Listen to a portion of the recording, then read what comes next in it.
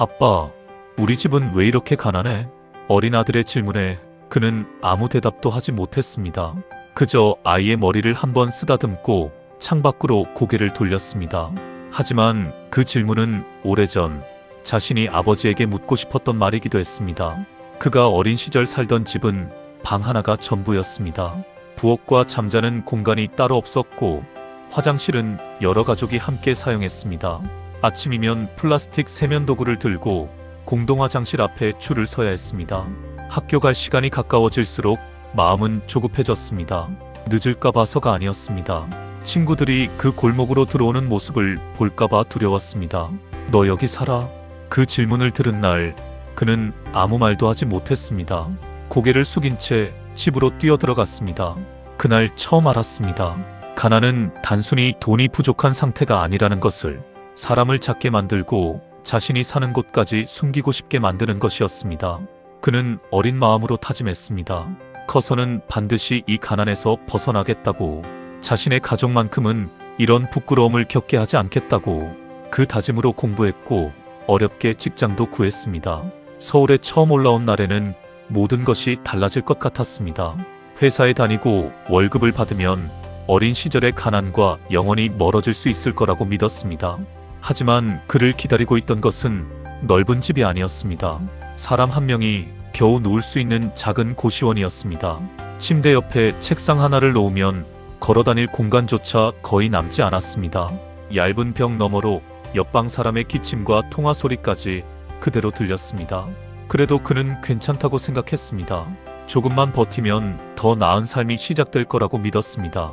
첫 월급을 받던 날에는 부모님께 작은 선물도 보냈습니다.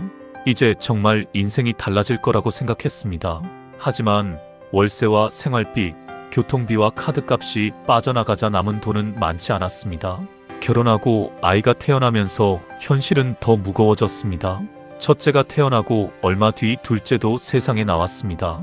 아이들이 웃는 모습을 보고 있으면 세상 누구보다 행복했습니다. 하지만 아이들이 잠든 밤이면 전혀 다른 현실이 기다리고 있었습니다. 생활비는 늘 부족했고 월급은 통장에 머무는 시간이 점점 짧아졌습니다. 한 달을 버티기 위해 다음 달에 들어올 돈을 미리 끌어다 쓰는 일이 반복됐습니다. 아내와 크게 다투는 부부는 아니었습니다. 하지만 돈 이야기가 나올 때마다 집안의 공기는 무거워졌습니다. 이번 달 카드값은 어떻게 하지? 다음 월급 들어오면 일단 막아보자. 그러면 다음 달 생활비는? 그 질문 뒤에는 늘 긴 침묵이 이어졌습니다. 서로 최선을 다하고 있다는 것을 알았기 때문입니다. 그런데 최선을 다해도 현실은 조금도 나아지지 않았습니다. 어느 겨울밤이었습니다. 아이들은 모두 잠들었고 아내도 먼저 방으로 들어갔습니다. 그는 혼자 식탁에 앉아 통장 잔액을 확인했습니다. 숫자 앞에는 마이너스 표시가 붙어 있었습니다. 그는 한참 동안 그 숫자만 바라봤습니다. 그리고 아이들 방으로 들어갔습니다. 첫째의 흘러내린 이불을 다시 덮어주고 둘째의 작은 손을 가만히 바라봤습니다. 아이들은 아빠가 매일 얼마나 불안한지 알지 못했습니다.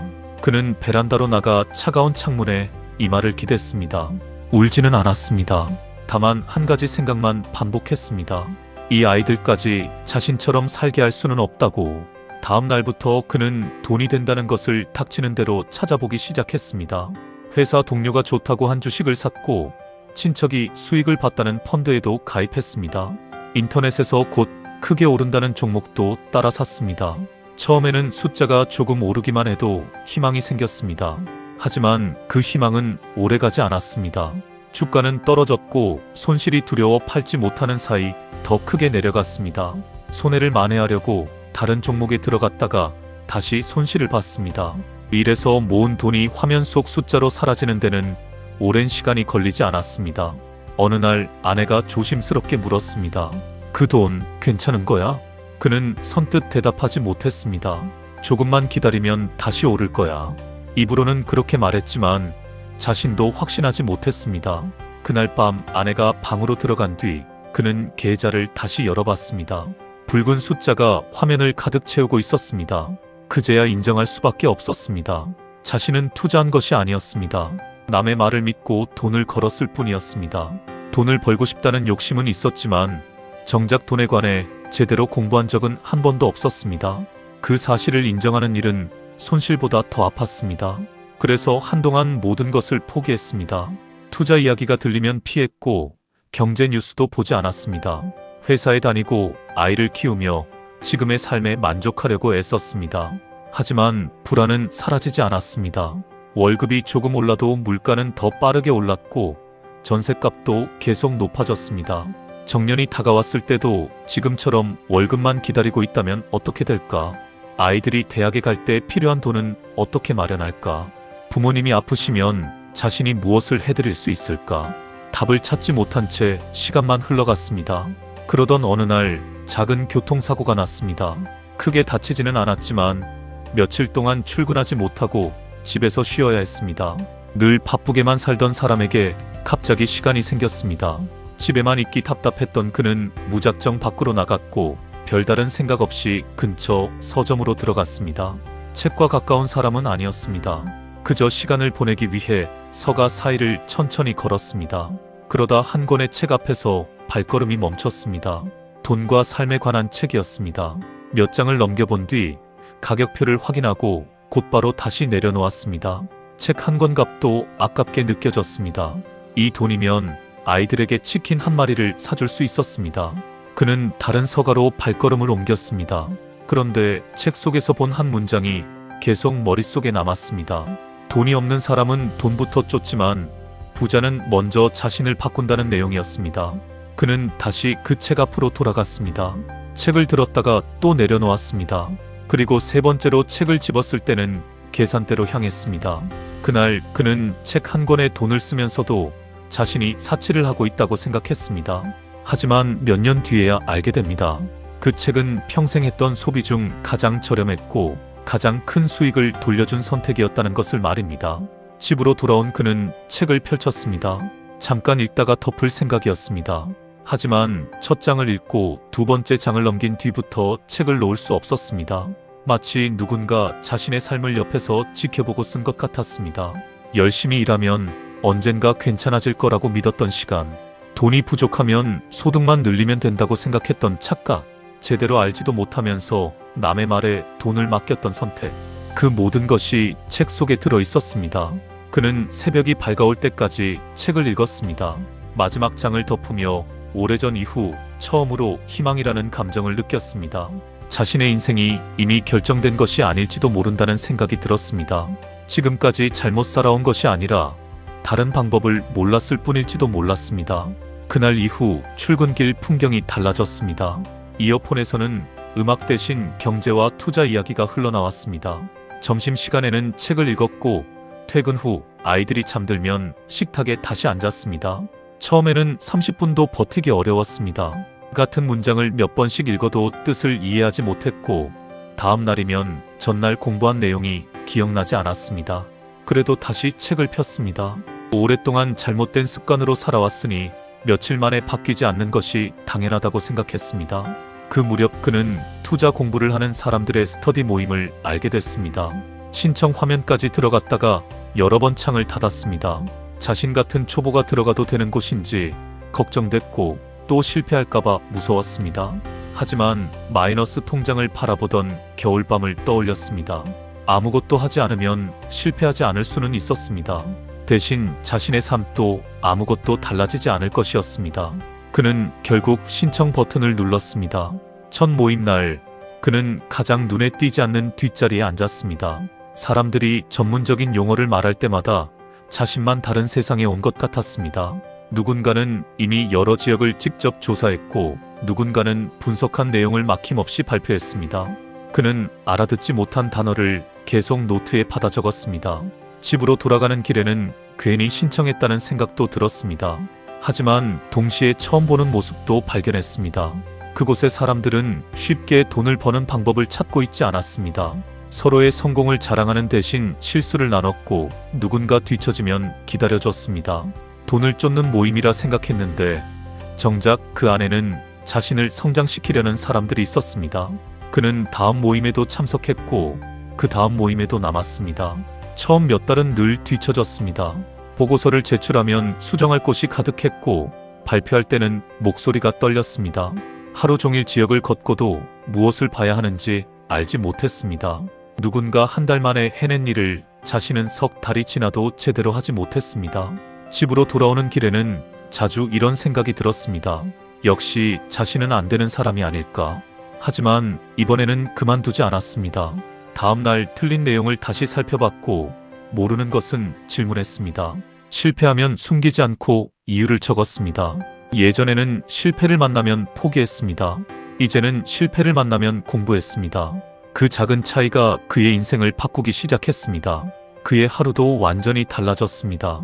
새벽 5시에 알람이 울렸습니다. 씻기 전 책을 읽고 출근길에는 강의를 들었습니다. 회사에서는 평범한 직장인으로 일했고 퇴근하면 곧바로 집으로 돌아왔습니다. 현관문이 열리면 아이들이 달려왔습니다. 그 시간만큼은 휴대전화를 내려놓고 아이들과 놀았습니다. 함께 저녁을 먹고 아이들을 재운 뒤에야 노트북을 켰습니다. 어떤 날은 몇 줄 쓰기도 전에 고개가 떨어졌습니다. 눈을 떠보면 새벽 2시였습니다. 식탁 위 커피는 차갑게 식어 있었습니다. 그럴 때면 노트북을 덮고 싶었습니다. 하지만 거실 벽에 붙어있는 아이들의 그림이 보였습니다. 삐뚤빼뚤한 글씨로 적힌 한 문장. 우리 가족 사랑해. 그는 찬물을 한 잔 마시고 다시 자리에 앉았습니다. 오늘 하루만큼은 포기하지 않았다는 사실이 필요했습니다. 주말이면 지도 한 장과 작은 수첩을 들고 현장으로 나갔습니다. 처음에는 부동산 중개사무소 문을 여는 것조차 쉽지 않았습니다. 무엇을 물어봐야 할지도 몰랐고 아무것도 모른다는 사실이 들킬까봐 두려웠습니다. 어떤 사장님은 바쁘다며 대화를 끊었고 어떤 곳에서는 준비가 부족하다며 무시당하기도 했습니다. 자존심이 상했지만 다음 주에 다시 찾아갔습니다. 이번에는 질문을 미리 적어갔습니다. 같은 지역을 반복해서 걷고 거래된 가격을 비교하고 사람들의 생활 동선을 살폈습니다. 계절이 바뀌고 신발 밑창이 다를수록 보이지 않던 것들이 조금씩 보이기 시작했습니다. 첫 투자를 앞두자 다시 두려움이 찾아왔습니다. 계약서를 쓰기로 한 전날 밤 그는 잠을 이루지 못했습니다. 또 돈을 잃으면 아내에게 무슨 말을 해야 할까? 아이들의 미래를 바꾸겠다며 시작했는데 오히려 가족을 더 힘들게 만드는 것은 아닐까? 그 모습을 지켜보던 아내가 물었습니다. 정말 괜찮은 거야? 예전 같으면 근거 없이 괜찮다고 말했을 겁니다. 하지만 이번에는 자신이 공부한 내용과 예상되는 위험을 차근차근 설명했습니다. 확실히 돈을 번다고 말하지 않았고 잘못될 가능성도 솔직하게 이야기했습니다. 긴 설명을 들은 아내는 잠시 생각하더니 말했습니다. 당신이 예전처럼 남의 말만 듣고 하는 건 아니잖아. 끝까지 책임질 수 있다고 생각하면 해. 계약 버튼을 누르는 손은 여전히 떨렸습니다. 하지만 이번 선택에는 분명한 기준이 있었습니다. 첫 투자가 곧바로 큰 성공을 가져온 것은 아니었습니다. 예상과 달리 가격이 움직이지 않는 시간도 있었고 주변에서는 왜 그런 곳을 샀느냐는 말을 듣기도 했습니다. 불안해질 때마다 그는 자신이 남겨둔 기록을 꺼내봤습니다. 왜 선택했는지, 어떤 위험을 감수했는지, 언제까지 지켜볼 것인지 다시 확인했습니다. 조급하게 사고 팔기를 반복하던 과거와 달리 자신의 판단을 기다리는 법을 배우기 시작했습니다. 그러는 동안 두 번째, 세 번째 기회가 보였습니다. 무작정 많은 자산을 사들이지 않았습니다. 자신이 이해할 수 있는 것만 선택했고 가족이 감당할 수 있는 범위 안에서 움직였습니다. 수익이 생기면 들뜨기보다 이유를 기록했고 잘못된 선택을 하면 변명하지 않고 다시 공부했습니다. 그는 점점 투자만 잘하는 사람이 아니라 오래 살아남을 수 있는 사람으로 바뀌고 있었습니다. 그러던 어느 날 시장의 분위기가 급격히 달라졌습니다. 가격이 떨어지고 불안한 뉴스가 쏟아졌습니다. 애써 쌓아온 자산이 줄어드는 숫자를 보자 과거의 실패가 떠올랐습니다. 이번에도 잘못된 길을 선택한 것은 아닐까? 그날 밤 그는 오래전처럼 혼자 식탁에 앉아 있었습니다. 화면 속 숫자는 내려가고 있었습니다. 하지만 예전과 다른 것이 하나 있었습니다. 그때는 혼자였지만 지금은 아니었습니다. 먼저 같은 길을 걸어간 사람에게 연락했고 함께 공부한 동료들과 상황을 공유했습니다. 그들은 무조건 괜찮다고 위로하지 않았습니다. 보유한 자산과 위험을 다시 점검했고 감당할 수 있는 범위를 함께 확인했습니다. 그는 그 과정에서 알게 됐습니다. 좋은 환경은 사람을 대신 성공시켜주는 곳이 아니라 두려울 때 도망가지 않도록 붙잡아주는 곳이라는 것을. 시장 하락은 끝나지 않았습니다. 하지만 그는 예전처럼 공포에 휩쓸려 모든 것을 던지지 않았습니다. 생활비를 점검하고 불필요한 지출을 줄이고 가족이 버틸 수 있는 현금을 확보했습니다. 그리고 다시 일상으로 돌아갔습니다. 출근하고 아이들과 저녁을 먹고 새벽에 공부했습니다. 거창한 반전은 없었습니다. 그저 오늘 해야 할 일을 반복했습니다. 그 반복 속에서 시간은 조용히 그의 편이 되어갔습니다. 어느 날 스터디 모임의 후배가 물었습니다. 어떻게 하면 빨리 자산을 늘릴 수 있을까요? 그는 잠시 생각하다 대답했습니다.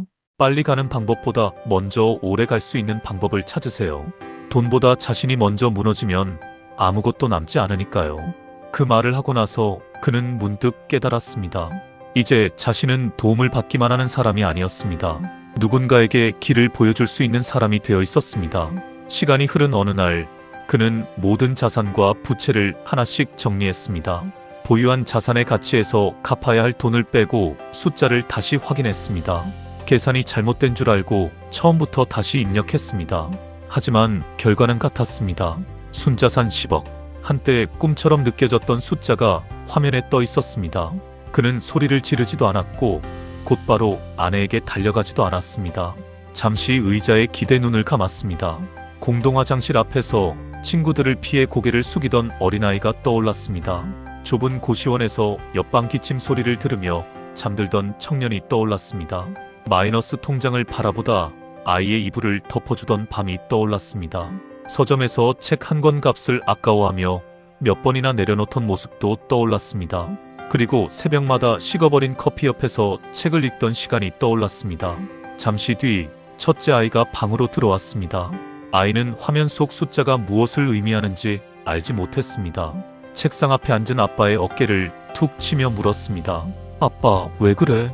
그는 고개를 들고 아이를 바라보다 말없이 꼭 안았습니다. 아이는 답답하다며 웃었습니다. 잠시 후 아이가 물었습니다. 아빠, 이제 부자야? 그는 웃으며 대답했습니다. 응. 그런데 아빠는 돈이 생기기 전부터 이미 부자가 된 것 같아. 아이는 무슨 뜻인지 모르겠다는 표정을 지었습니다. 그는 더 설명하지 않았습니다. 좋은 사람들을 만났고 자신을 믿어주는 가족이 있었고 실패해도 다시 시작할 수 있는 사람이 되었다는 사실을 아이가 지금 당장 이해할 필요는 없었습니다. 언젠가는 알게 될 것이었습니다. 아버지가 물려주고 싶었던 것은 돈만이 아니라 삶이 어려워도 다시 일어나는 방법이었다는 것을. 사람들은 지금도 그에게 묻습니다. 어떻게 10억을 만들었느냐고, 어떤 지역을 샀고 어떤 비법을 사용했느냐고. 하지만 그의 대답은 단순합니다. 특별한 비법은 없었다고. 한 권의 책을 읽은 뒤 작은 행동을 시작했고 혼자였다면 포기했을 길을 좋은 사람들과 함께 걸었을 뿐이라고 말합니다. 그가 얻은 가장 큰 수익은 특정 자산의 상승이 아니었습니다. 가난을 원망하던 아이가 가족에게 희망을 보여줄 수 있는 아버지가 된 것. 남의 말에 흔들리던 사람이 자신의 기준으로 판단할 수 있게 된 것. 실패하면 도망치던 사람이 실패를 기록하고 다시 움직이는 사람이 된 것. 그것이 그의 진짜 자산이었습니다. 혹시 지금 통장을 확인하는 일이 두려우신가요? 매달 월급을 받지만 삶은 조금도 나아지지 않는다고 느끼시나요? 이미 늦었다고 생각하며 시작조차 미루고 계신가요? 그렇다면 오늘 당장 인생을 모두 바꾸려 하지 않아도 괜찮습니다. 책 한 권을 펼치는 것으로 시작해도 됩니다. 하루 30분을 만드는 것으로도 충분합니다.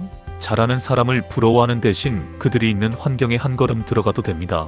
인생은 어느 날 갑자기 달라지지 않습니다. 하지만 작은 선택이 반복되면 어느 날 전혀 다른 사람이 되어 있는 자신을 만나게 됩니다. 이 남자도 처음부터 용감하지 않았습니다. 돈이 많지도 않았고 투자에 특별한 재능이 있지도 않았습니다. 다만 마이너스 통장을 바라보던 그날 밤의 마음을 잊지 않았습니다. 그리고 자신의 아이에게 같은 가난과 두려움을 물려주지 않겠다는 약속을 끝까지 놓지 않았습니다. 10억은 그 약속을 지켜온 시간 뒤에 따라온 결과였습니다. 어쩌면 여러분의 인생을 바꿀 첫 번째 선택도 거창한 곳에 있지 않을지 모릅니다. 오랫동안 지나쳤던 책 한 권, 망설이기만 했던 공부 하나, 도움을 청하지 못했던 사람 한 명. 바로 그 작은 선택이 여러분 인생의 다음 장을 시작하게 할 수도 있습니다. 넥스테이지는 직장인의 다음 스테이지를 준비하는 이야기를 전합니다. 다음 이야기가 궁금하다면 구독을 눌러주세요.